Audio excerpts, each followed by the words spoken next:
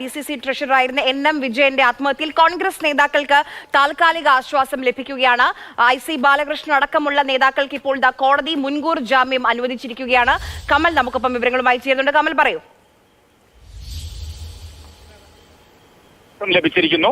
3 പേർക്കും മുൻകൂർ ജാമ്യം അനുവദിച്ചുകൊണ്ടാണ് ഡിസ്ട്രിക്ട് ആൻഡ് സെഷൻസ് ജഡ്ജ് വിധി പറഞ്ഞിരിക്കുന്നത്. എന്താണെങ്കിലും നേതാക്കളെ സംബന്ധിച്ച വലിയ ആശ്വാസമാണ് ഈ വിധി.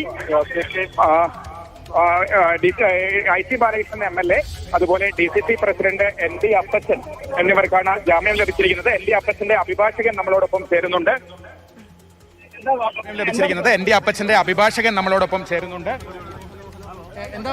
എന്താണ് ഇപ്പോൾ കോടതി പറഞ്ഞിരിക്കുന്നത്?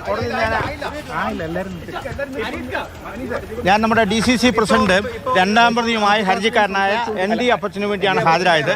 ആ കേസ് ക്രിമിനൽ MC 17/2025 കേസ് വിളിച്ചു.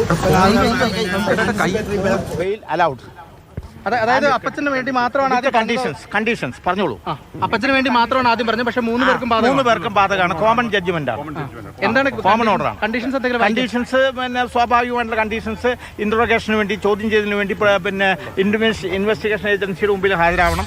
പിന്നെ ഇവിടുന്ന് സ്ഥലം വിട്ടു പോകരുത്, സാക്ഷികളെ സ്വാധീനിക്കരുത്, തെളിവുകൾ നശിപ്പിക്കാനുള്ള കാര്യങ്ങളിൽ ഇടപെടരുത്, സമാനമായ കുറ്റങ്ങൾ ആവർത്തിക്കരുത്. ഇതൊക്കെ തന്നെ ആയിരിക്കും കോമൺ ആണല്ലേ?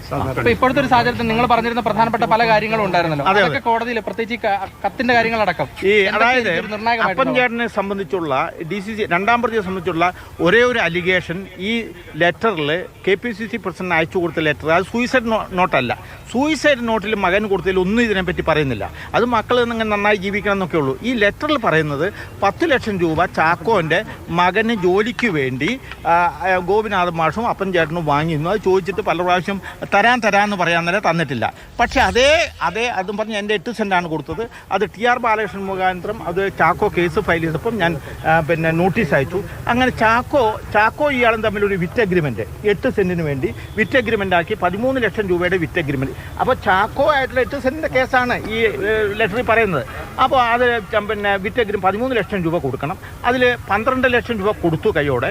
ബാക്കി 1 ലക്ഷം രൂപയുമായി ഞാൻ സബ് രജിസ്ട്രാർ ഓഫീസിൽ ചെന്നപ്പം പിന്നെ NM വിജയൻ വന്നില്ല. അതുകൊണ്ട് ഞാൻ തിരിച്ചുപോയി. അങ്ങനെ അയാൾ നോട്ടീസ് അയച്ചു തന്നെ TR ബാലകൃഷ്ണൻ എൻ്റെ എല്ലാ കേസിൻ്റെ കാര്യങ്ങളും അറിയാവുന്ന കോൺഗ്രസ് ലീഗൽ സെല്ലിൻ്റെ പിന്നെ സീനിയർ അഭിഭാഷകൻ TR ബാലകൃഷ്ണൻ സീനിയർ സിവിൽ ലോയറാണ്. അയാൾ ഒരു റിപ്ലൈ നോട്ടീസ് അയച്ചു. ആർക്ക്?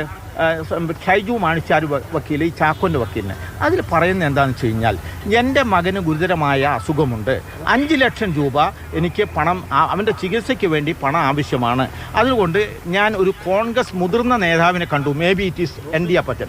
അദ്ദേഹത്തിനോട് പറഞ്ഞപ്പോൾ അദ്ദേഹം പറഞ്ഞു, പലിശയ്ക്ക് കടം കൊടുക്കുന്ന ഒരാളുണ്ട് ചാക്കോ, അയാളെ പോയി കണ്ടാൽ മതി, സഹായിക്കുമെന്ന് പറഞ്ഞു. അങ്ങനെ 5 ലക്ഷം രൂപ മകൻ്റെ ചികിത്സാ ആവശ്യാർത്ഥം ഞാൻ കടം വാങ്ങി. അത് പിന്നെ സ്റ്റാമ്പ് പേപ്പർ, പിന്നെ ബ്ലാങ്ക് സ്റ്റാമ്പ് പേപ്പർ കൊടുത്തു, ബ്ലാങ്ക് ലെഡ്ജർ പേപ്പർ കൊടുത്തു. അത് അദ്ദേഹം സെയിൽ അഗ്രിമെൻ്റ് ആക്കി മാറ്റിയതാണ്. അങ്ങനെയല്ല. അത് തന്നെ അദ്ദേഹത്തിൻ്റെ പിന്നെ OS 121/22 നമ്പർ കേസിൽ NM വിജയൻ പ്രതിയായിട്ട് റിട്ടേൺ സ്റ്റേറ്റ്മെൻറ്റ്, പത്രിക, അതുപോലെ തന്നെ പിന്നെ അദ്ദേഹത്തിൻ്റെ സത്യവാങ്മൂല രേഖ, അദ്ദേഹത്തിൻ്റെ അതെല്ലാം അദ്ദേഹം ഹാജരാക്കി. അതിലൊക്കെ ഈ സെയിം കാര്യങ്ങളാണ്. മകൻ്റെ ചികിത്സയ്ക്ക് വേണ്ടി 5 ലക്ഷം വാങ്ങിയെന്നാണ്, മറ്റ് 10 ലക്ഷം പറഞ്ഞിരിക്കുന്നത്. അപ്പോൾ അതിൽ സുപ്രീം കോടതി ഇന്ന് വരെ സുപ്രീം കോടതിയുടെ റൂളിംഗ് ഉണ്ട്.